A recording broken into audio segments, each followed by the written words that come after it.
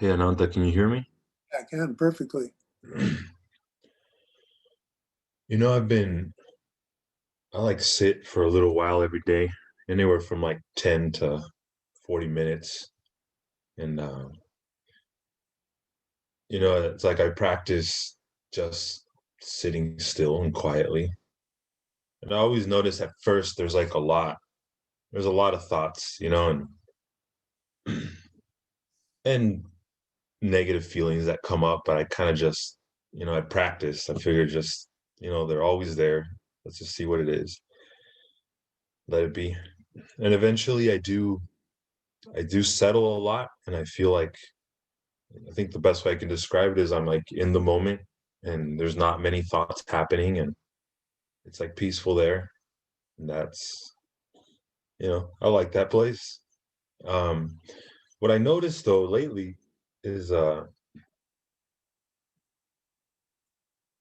like if I start off, like I sit down and I try to conjure up like just some nice feelings of like acceptance, or like being, for lack of a better word, being cared for or loved, I can find that place a lot faster.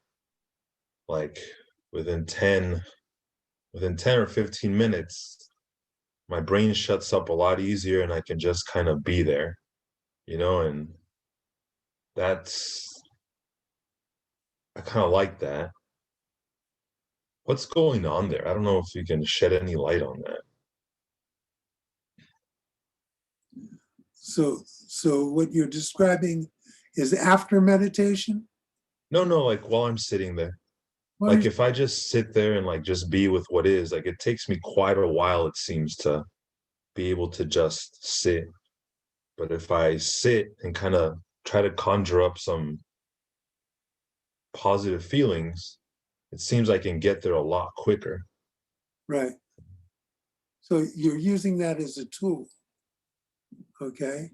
Um, the idea really, it's a good tool to get you centered, but it's still a tool that you're using to manipulate that your thoughts. You see, um, I I would recommend you use that tool when you need to, and then let it go.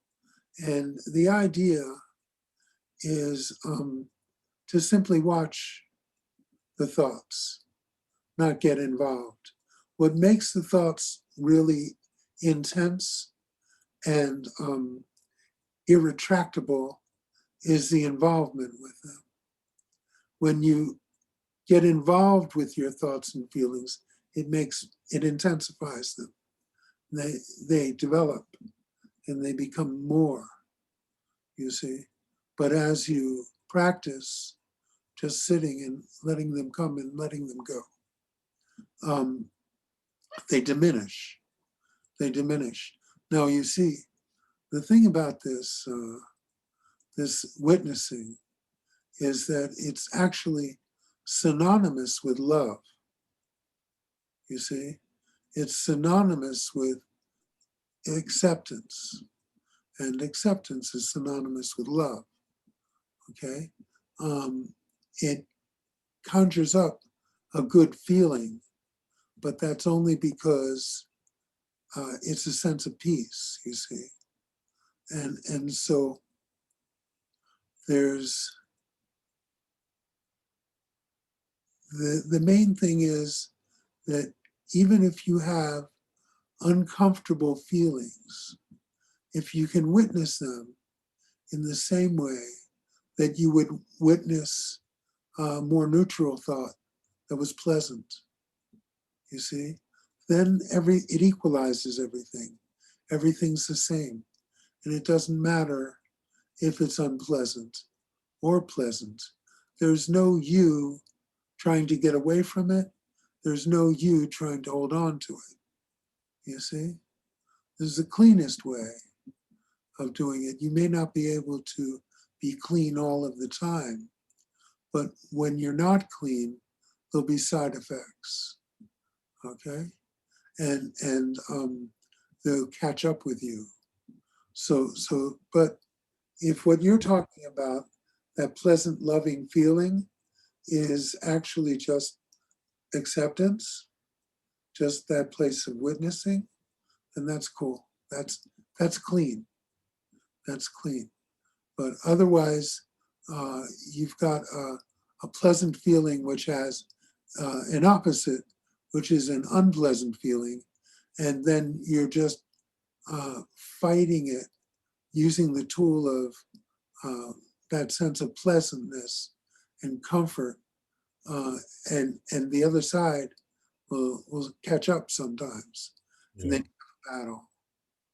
You see, so what I would encourage you to do when you're meditating, I encourage you to do this all of the time, because really, you see, meditation is for all of your moments, all of your moments. It's not just for when you're sitting quietly with intention. Okay, it's for all of your moments.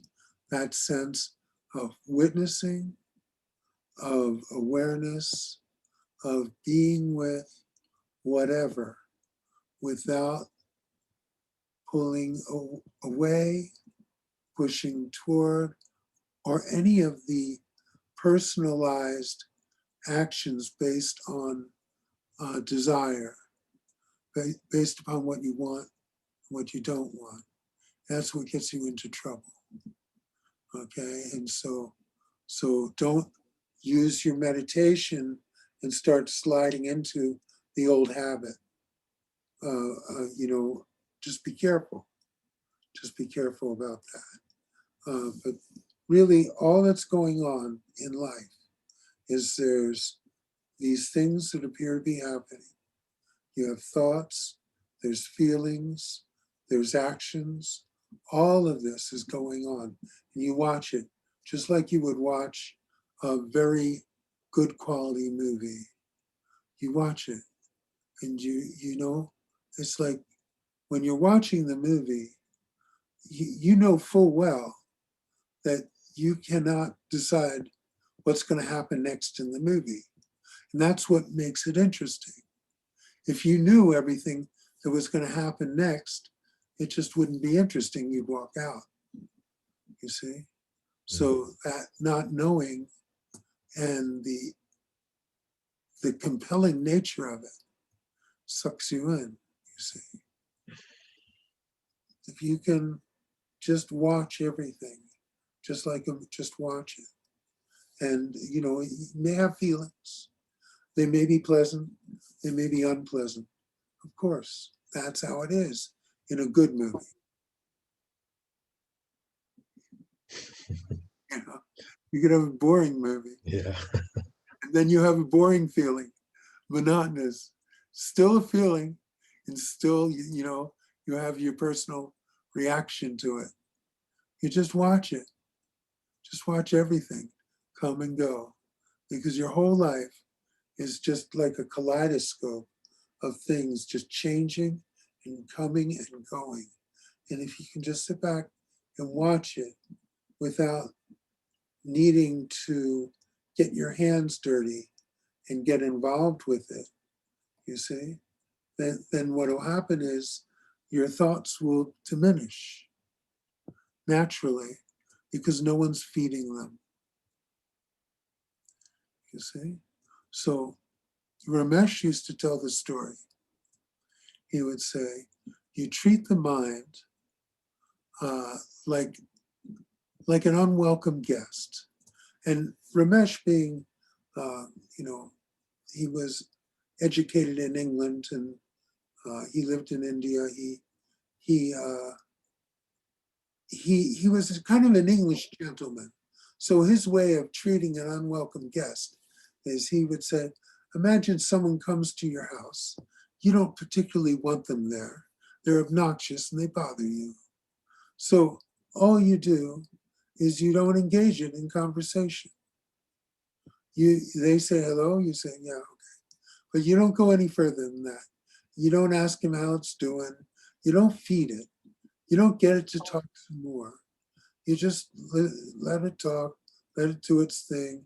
And if it really persists and really continues, well, you just go to your desk and pay your bills, do whatever you like.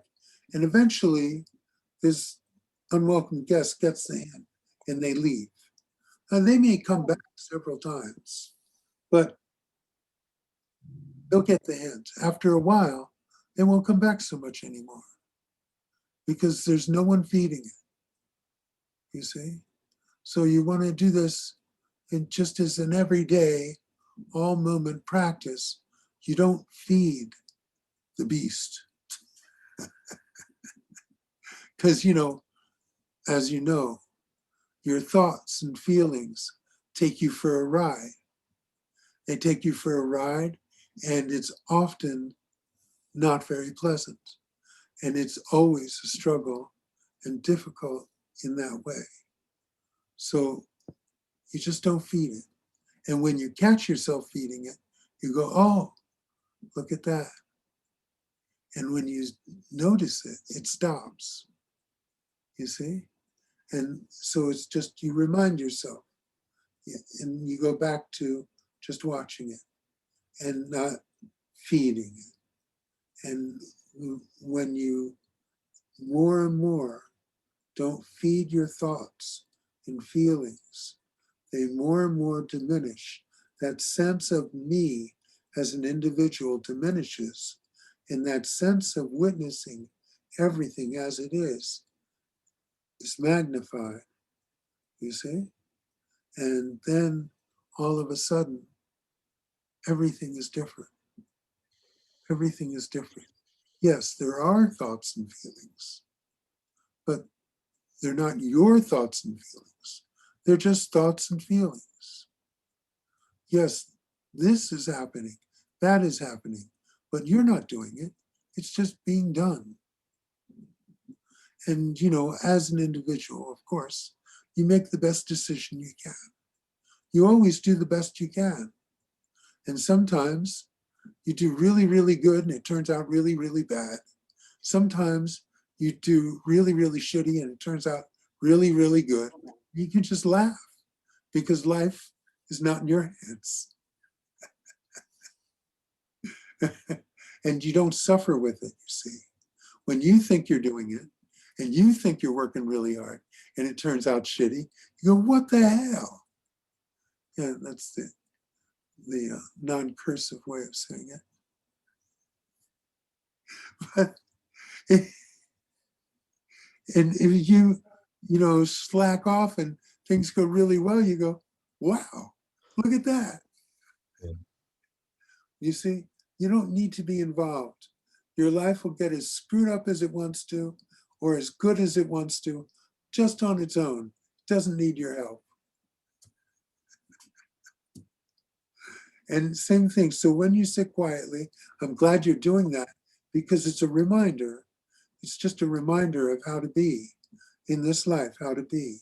It's like basically life is just a bunch of stuff that happens, isn't it? And you can just watch it, just be with it. And there's no need to get involved. None of this has anything to do with you. You see, that place of witnessing, that place of just watching, of just being, is much older than you are. It goes way back. So,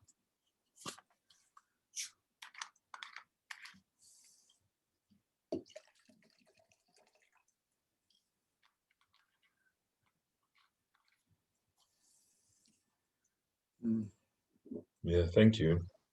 you bet. It does. I have noticed that it's much easier when I'm sitting quietly than in real life. Well, in life off the sitting place. But I can tell it's like it's bleeding over, like it is getting easier there too. Yeah, yeah. It's such a strong habit. Yeah. to get involved with your thoughts and feelings, thinking that they're yours and that that's you. It's such a strong habit. To take that time to remind yourself is a very good practice. It's a very good practice.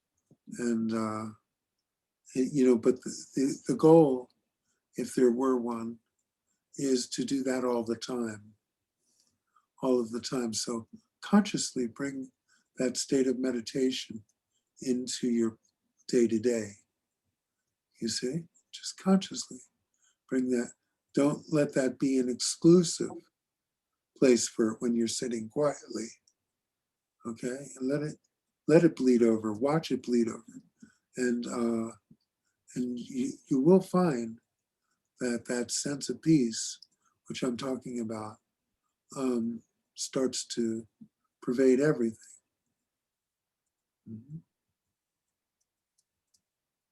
Thanks.